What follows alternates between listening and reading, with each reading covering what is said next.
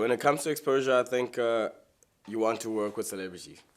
You want to work in that space because celebrities already have a large reach. And I think on my side, my exposure came through.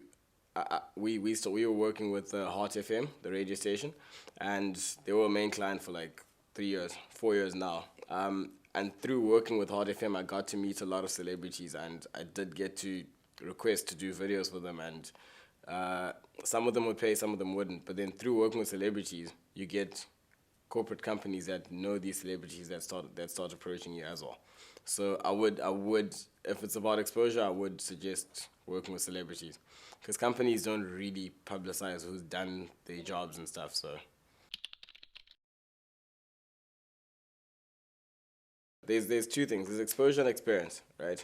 When it comes to exposure, I would say personally I would say strictly celebrities.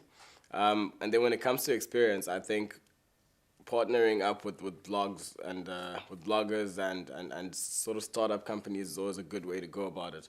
Reason being, there's more freedom to, I wouldn't call it freedom to fail, but freedom to experiment and get to know how you do what you do best. Because again, moving back to corporate companies, they don't really have the time or the space for you to do something wrong and keep changing it. But when it's a blogger who's also starting out and you guys are both working together, you have the space, you have the allowance to be able to fail with something and fix it. And that's how you gain that experience and slash exposure as well. And then celebrities as well. If you're doing things for them for free, then they don't really have a say as to how good or bad it is. So you get to learn better that way. I always tell people that I've never been asked for a CV or my degree or anything, because, like, when we're in a space where it's what have you done or who have you worked with, and generally some people don't even then ask you to send them the references of the videos. It's just who have you worked with, Jimmy Nevis, Toya Delezi, and like, oh cool, job.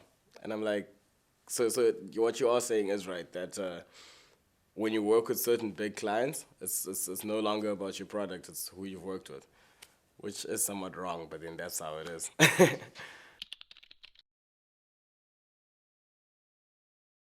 It's quite important to maintain it, and it's quite important to deliver, because I think the few celebrities that I've worked with, okay, well, the few celebrities that I worked with in terms of exposure before I started charging them, they came back because of the fact that I had delivered.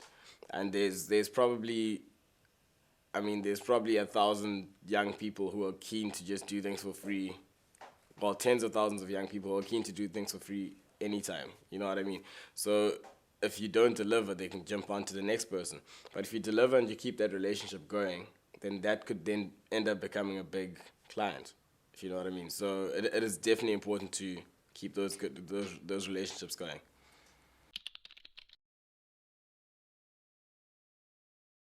Um, uh, I would say just go for it. Try and find any sort of contact details that you can. The reason I'm laughing is because um, the chain of how I ended up in the celebrity space actually started because I inboxed someone on their Facebook page like 5 times until they replied, and I didn't know they were famous. Well, I didn't know they were that big-ish. At that time, I was trying to get her to collaborate with one of the artists I was managing in terms of music, and I didn't know that she was big already. And then when I hit her up, she never replied, like 3 times, 4 times, and the fifth time she was like, "Listen, I'll be in." I told her I live in Kenol. She's like, "I'll be in Claremont tomorrow. Um, I'll give you like 30 minutes to come and tell me what you want to do, and we'll do it." I'm like, "Cool." So I get there and I'm like, "I need you to collaborate with my artist, what." And then she's like, "Okay, but the kind of music that I'm working with right now through Germany, whatever, I can't really collaborate with anyone at the moment." Um, then I was just like, "Do you want a music video?" And then she was like, "Not really at the moment, but I am performing at Kirstenbosch in a few weeks if you want to shoot that."